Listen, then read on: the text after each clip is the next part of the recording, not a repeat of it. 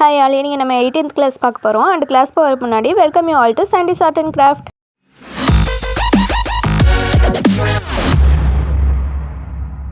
netflower எப்படி பண்றதுன்னு பார்க்கலாம். இது மாதிரி ஒரு flower draw பண்ணியிருக்கேன். net cloth எடுத்து இந்த flower மேலே place பண்ணிக்கங்க.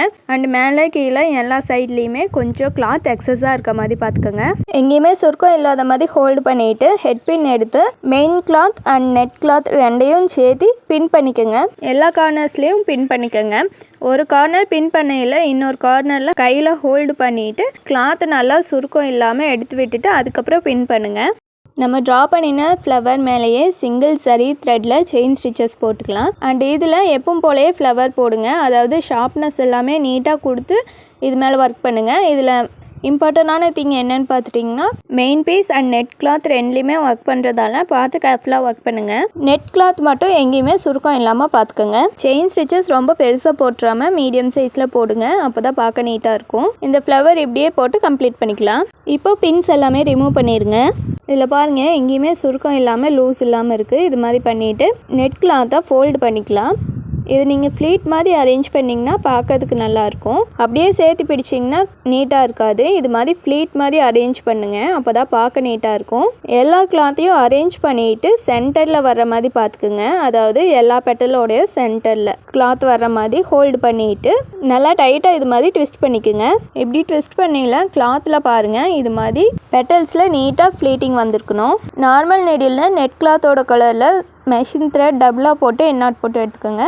இது மாதிரி நம்ம ட்விஸ்ட் பண்ணியிருக்கிறதுல நீடில் இன்சர்ட் பண்ணி த்ரெட் ஒரு ரொட்டேட் பண்ணிவிட்டு நம்ம எண்ணாட் போட்டிருக்க த்ரெட்டை இது மாதிரி தம் ஃபிங்கரில் ஹோல்டு பண்ணிவிட்டு மெஷின் த்ரெட்டை 5 to 6 ரொட்டேட்ஸ் பண்ணிக்கோங்க.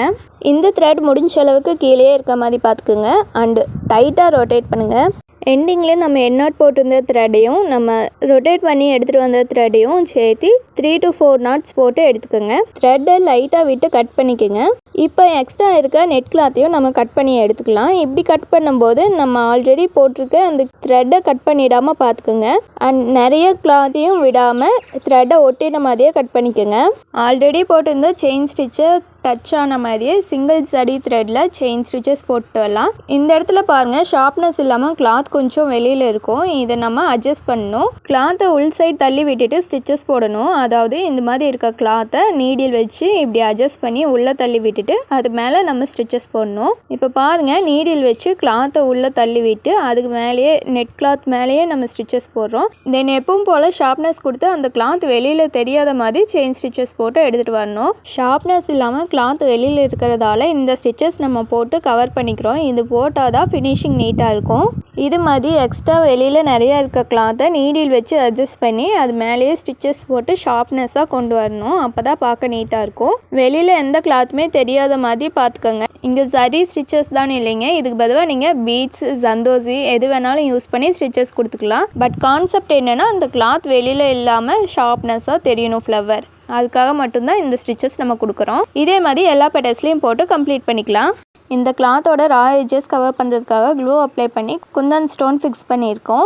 இப்போ பாருங்கள் இந்த ஃப்ளவர்லையும் நான் நெட் கிளாத் ஃபிக்ஸ் பண்ணியிருக்கேன். இதையும் நீட்டாக அரேஞ்ச் பண்ணிக்கலாம். இதில் நம்ம ஃபோல்டிங் பண்ணி ஹோல்டு பண்ணுறது சென்டரில் வரக்கூடாது, இந்த ஃப்ளவரோட எண்டிங்கில் வரணும். இதையும் நீடில் அண்ட் மெஷின் த்ரெட் வச்சு அந்த ட்விஸ்ட் பண்ணதில் த்ரெட்டை திரும்ப ரொட்டேட் பண்ணிவிட்டு 5 to 6 times ரொட்டேட் பண்ணிவிட்டு எண்ணாட் போட்டு கம்ப்ளீட் பண்ணிக்கோங்க. இந்த ஃப்ளவரோட ரா எட்ஜஸ் கவர் பண்ணுறதுக்காக சரி த்ரெட் யூஸ் பண்ணியிருக்கோம். கீழேருந்து த்ரெட் மேலே எடுத்து ஒரு ஸ்டிச் ஒரு லாக் ஸ்டிச், அப்படியே த்ரெட்டை பேக் சைடு எடுத்துகிட்டு வந்துட்டு ஒரு ஸ்டிச் ஒரு லாக் ஸ்டிச். இது போடும்போது சரி த்ரெட் கீழே போயிடும். இருந்தாலும் நீங்கள் பார்த்து கேர்ஃபுல்லாக போடுங்க. அண்ட் இந்த ரா எட்ஜஸ் எதுவுமே வெளியில் தெரியாத மாதிரி இந்த த்ரெட் வச்சு நம்ம கம்ப்ளீட் பண்ணிக்கலாம். இங்கே சரி த்ரெட் தான் இல்லைங்க, நீங்கள் அதுக்கு பதிலாக பீட்ஸ் ஜந்தோசி எது வேணாலும் யூஸ் பண்ணிக்கலாம். ரா எட்ஜஸ் எல்லாமே கம்ப்ளீட் ஆனோடனே நம்ம ஸ்டிச்சஸோட லென்த்தை கம்மி பண்ணிக்கலாம். அப்படி பண்ணுறதால நம்மளுக்கு ட்ரையாங்கிள் ஷேப்பில் கிடைக்கும். தென் ட்ரையாங்கிள் ஷேப் கம்ப்ளீட் ஆனவுடனே 2 lines சரி ஸ்டிச் போட ஸ்டார்ட் பண்ணிடலாம். ஸ்டெம்ஸ்க்கு நீங்கள் இந்த டிசைன் தான் இல்லை, உங்கள் க்ரியேட்டிவிட்டிக்கு தகுந்த மாதிரி டிஃப்ரெண்ட்டாக ஏதாவது ட்ரை பண்ணுங்கள்.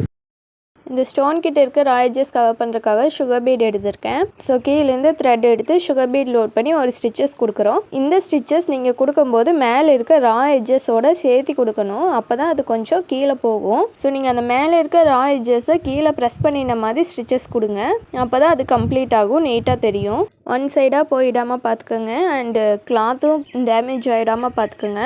ஃபஸ்ட் லைன் போட்டு கொஞ்சம் கேப் இருந்ததால் செகண்ட் லைன் போட்டு அதை கம்ப்ளீட் பண்ணிடலாம்.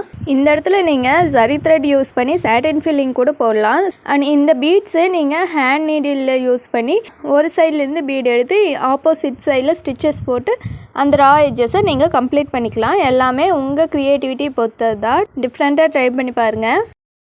அடுத்து டேசல் மேக்கிங் பார்க்கலாம். இது மாதிரி சர்க்கிளில் 3 லைன்ஸ் ஜரி ஸ்டிச்சஸ் போட்டுட்டு சென்டரில் ஸ்டோன் ஃபிக்ஸ் பண்ணிவிட்டு பேர்ல் பீட்ஸ் கொடுத்துருக்கேன்.